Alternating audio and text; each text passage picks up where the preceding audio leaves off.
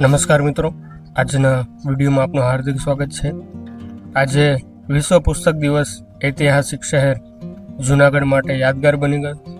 વાંચન વલોણો સંસ્થા દ્વારા શહેરમાં યોજવામાં આવેલ ગ્રંથ યાત્રામાં ઠેર ઠેરથી લોકો ઉમટી પડી અને પુસ્તકો પર પુષ્પવૃષ્ટિ કરી પુસ્તકોને વધાવ્યા હતા।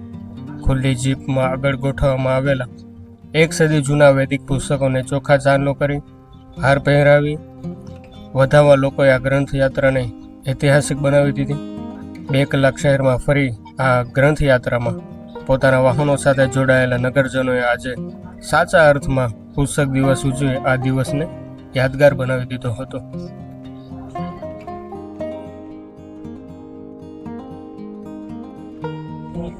આજે વિશ્વ પુસ્તક દિવસ છે એટલે વિશ્વ પુસ્તક દિવસની ખૂબ ખૂબ શુભકામનાઓ બધાને। અને ખાસ કરીને ગઈકાલે પુલવામામાં જે રીતે આતંકવાદી હુમલો થયો છે અને જે લોકો શહીદ થયા છે એમને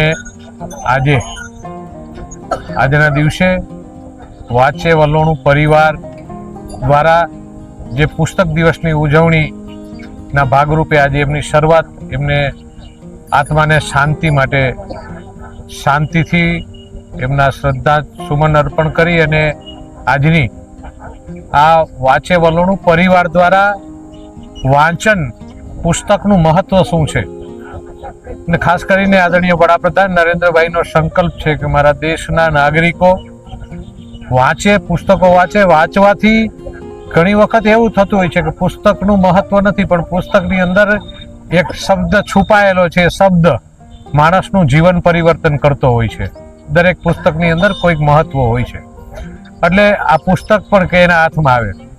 અને નચિકેતાએ કીધું તું, મને ખ્યાલ છે પ્રમાણે કે ભાઈ સ્વર્ગની અંદર પણ મને એક પુસ્તક મળશે તો હું સમજીશ કે મને સ્વર્ગમાં મારું આજે પધરામણી થઈ છે એવું મને સ્વર્ગ જેવું લાગશે।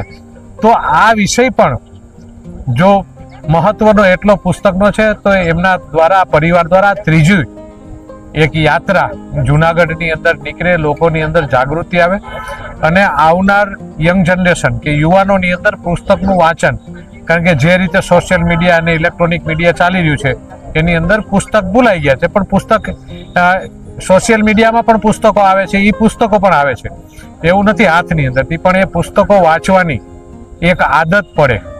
અમને એના અંદરથી ભારતીય સંસ્કૃતિ અને આપણો સનાતન ધર્મ અને વ્યક્તિ તરીકેનું આપણું ભારતીય તરીકેનું આપણી નેતૃત્વ, આપણી જવાબદારી શું છે, બધી વસ્તુ આપણે સમજવાની ખૂબ મોકો આ પુસ્તકની અંદરથી મળે છે।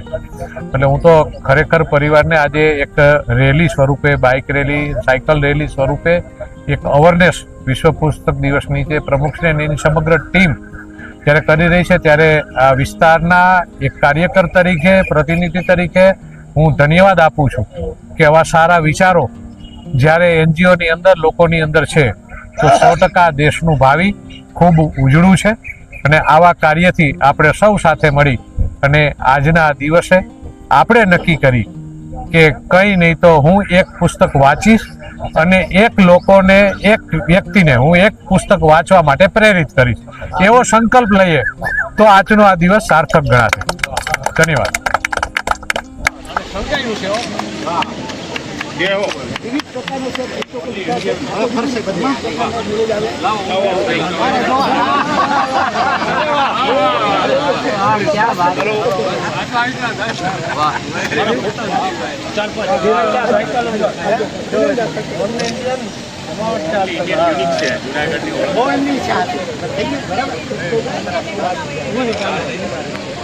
હવે અઠવાડિયામાં એકવાર હું 2 કલાક અલગ અલગ એરિયામાં ઊભો રહી અને ફ્રીમાં પુસ્તક આપીશ અને પુસ્તક આપવું અને પુસ્તક લેતું।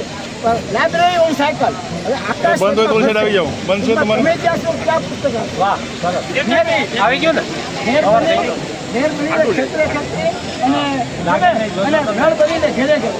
હવે આ અભિયાન છે મારું આજથી શરૂ થાય છે વિશ્વ પુસ્તક દિવસે વાંચન લોડામાં ત્યારે એકવાર દરેક એરિયામાં ઉભો રહીશ, લોકો પ્રિય પુસ્તક લેશે અને પ્રિય પુસ્તક મને પાછા પરત આપશે।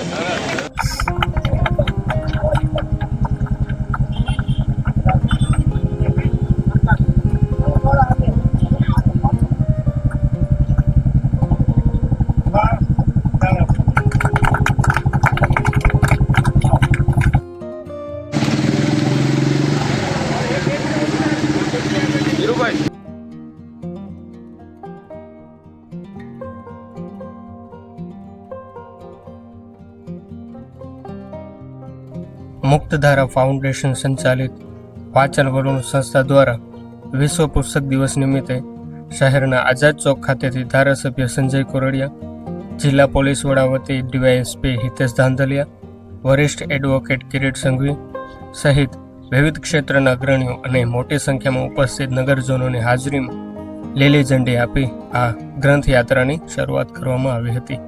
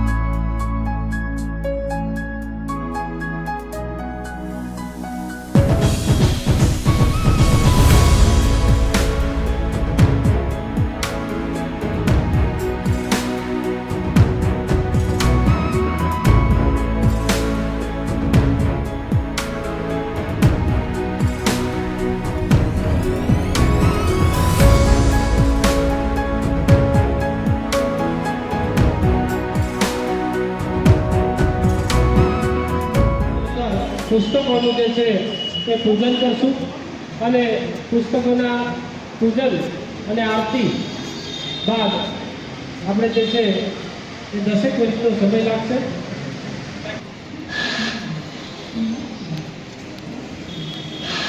હું વિનંતી કરીશ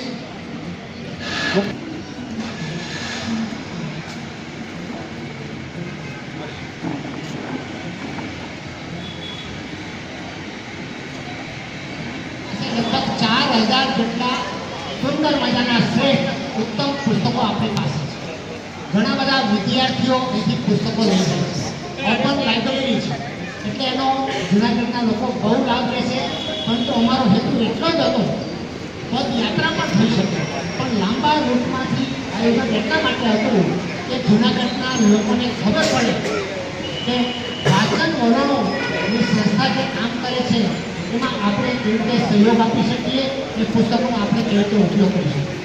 ઘણા બધા પુસ્તકો હજુ પણ આપવા માટે બધાની તત્પરતા છે, પરંતુ હાલ કેટલીક ભૌતિક સુવિધા ન હોવાને કારણે અમે પુસ્તકો લેવાનું એ અટકાવી થોડો ભેગા થાય.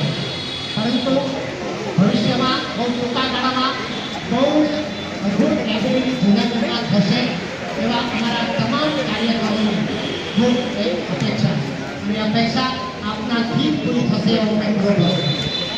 આ તકે મારે આભાર માનવા માટે, કારણ કે જ્યારે કદાચ એની જાહેરાત કરવામાં આવે ને કે હવે આભાર વિધિ છે તો કેટલા ઊભા થાય એટલે આભાર કહે તો આભાર અને થોડીક વાત કહે તો વાત. કારણ કે જો આભાર ન માનીએ પ્રયત્ન સફળ ત્યારે જ થાય કે જ્યારે આપ સૌ હતા. અમારી સાથે આજે 13 સંસ્થાઓ જોડાઈ છે. રૂપાઈપાન હેમંતભાઈ નાણાપતિ તરફથી તેમજ પ્રોફેસર ઉનરકાટ સાહેબ ક્યાં છે? ઉનરકાટ સાહેબ તરફથી અમને આર્થિક યોગદાન મળ્યું. ઉપરાંત સર્વે મિત્રોનો ખૂબ ખૂબ આભાર. સાયકલ લઈને આવ્યા અને અત્યાર સુધી રોકાણા છે. આ નાના નાના બાળકો